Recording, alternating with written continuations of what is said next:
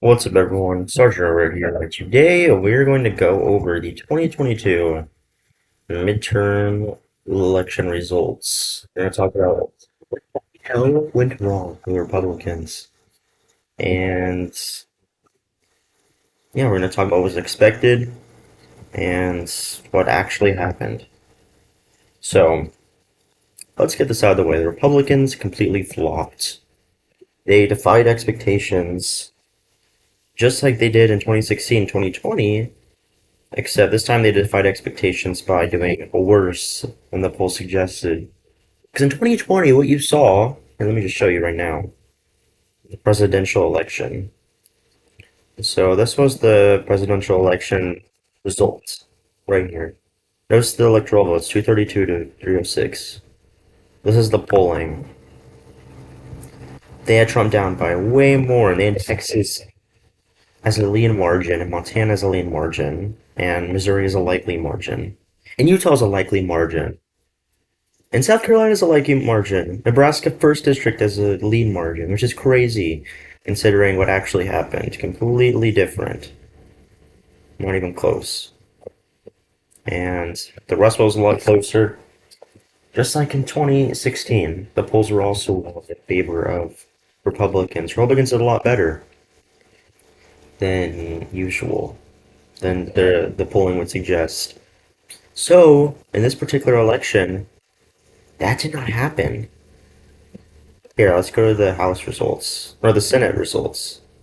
These are the Senate results, 51 to 49. That's based on who's leading. Warnock is probably going to win in the end, and then runoff. Polls already showing him up by like 4. And remember, the polls underestimate Democrats, so if Warnock's up by 4, then he's probably up by like 5 or 6. Now let's look at the projection by 538. 52 to 48. This is off by 3 seats. 3 seats is a lot in situations like this. So these were all wrong. All these were wrong. In the House, let's see. This was the results, and then this is the 538 forecast. And by the 538 was very, they were very conservative in their results, I'll say, because they were a lot more accurate than other people. I saw other people, they had Republicans winning like 240 seats, and they only won like 221. So the point is, Republicans completely just flopped. It was a train wreck for them. They did way worse than polling would suggest, which doesn't make sense considering the fact that the polls were wrong in favor of the Republicans the last few election cycles. And I did my forecasts, which I will admit were complete garbage. They were not accurate at all. And that is mainly because the fact that I actually expected the polls to underestimate Republicans. But no, it's wrong. They underestimate Democrats. So I was super off. I projected like 240 House seats, like 30 governorships, 30 something governorships, and then for the Republicans, and then 53 Senate seats, which was completely off. So let's look at some of these polls. So first of all, in the generic ballot, Republicans actually did slightly better than the polling, even though they did worse than the actual projections, which is interesting. And that's because in places like New York, they outperformed a lot. And this happened because Lee Zeldin had coattails, which caused all these House seats to narrowly go for the Republicans.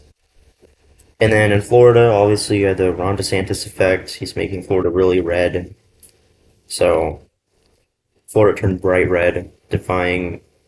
So Florida and New York were two states that actually went in favor of Republicans despite the polling. So they outperformed the polling for the Republicans. And then Texas, they did slightly better than the polling would suggest, or about the same. They won this southern Texas House seat by a pretty considerable considerable margin. They did pretty good in California. They won a bunch of these House seats. Did slightly better than people thought. So what happened was you saw Republicans do a lot better in states with the highest population. So that's why in the generic ballot they're up by three. They only have 222 House seats. Meanwhile, in these swing states, and especially in the Rust Belts, they did horrible. They did way worse than expected. So that's the reason. That's one of the reasons why they did so bad. And yeah, Fetterman in Pennsylvania won by almost five, which is crazy, considering that Fetterman is incoherent than Joe Biden. And this was because Dr. Oz came off as this snake oil salesman from another state who wanted to run Pennsylvania. And Fetterman masterfully was able to make that connection. And even if the people from Pennsylvania knew that Fetterman was having a bit of trouble speaking, I guess, they thought that Dr. Oz was worse. That's what you see that's what you saw in a lot of these states. People hate Democrats based on the polls. They have them the wrong track. They should. Let's see. I'm gonna pull this up real quick. They show that we're on the wrong track when Democrats aren't in power. But they vote for Democrats anyway. Republicans are like, why the heck is that? And that's because these Republican candidates were bad. That's another reason why Republicans did so bad. Because the candidates themselves were bad. They were very reactionary. They focused too much on the cultural war issues. And some Democrats even voted for the more radical. I don't want to say these Republicans are radical because they have pretty like normal conservative views. It's just that they're more like reactionary, and they're more willing to like fight the establishment or whatever. So it's not that they're more conservative; it's that they're more reactionary and anti-establishment. And then you had the whole scandal with Walker. Warnock has some scandals too, but the media was able to put the spotlight on Walker, and arguably Walker's scandal is a lot bigger. Um, so let me show you this. Which party is more concerned with people like you? As you can see, Democrats are leading by like five, and Republicans actually never led at all. So what you're seeing is people do not like Democrats. As you can see, Democrats are 42%, not above 50%. But they hate Republicans more. They dislike Republicans a lot more, especially when these bad candidates are being propped up.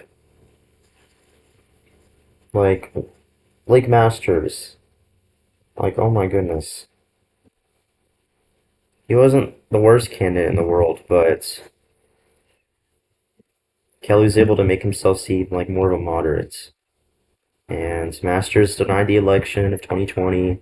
A lot of these candidates who denied the election and of 2020 made it their central issue.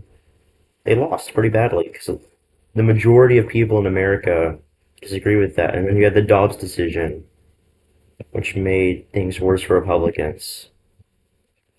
Because now the focus is on abortion, which is a losing issue for Republicans.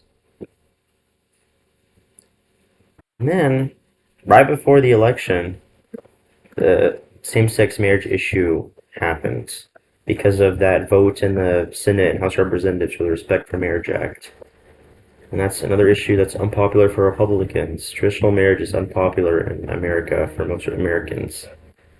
So, all these social issues that were unpopular with the American people, Democrats were able to masterfully make them focus on that at the home stretch of the election, even if the economy was doing poorly. So, that's one reason why Democrats did well, better than expected.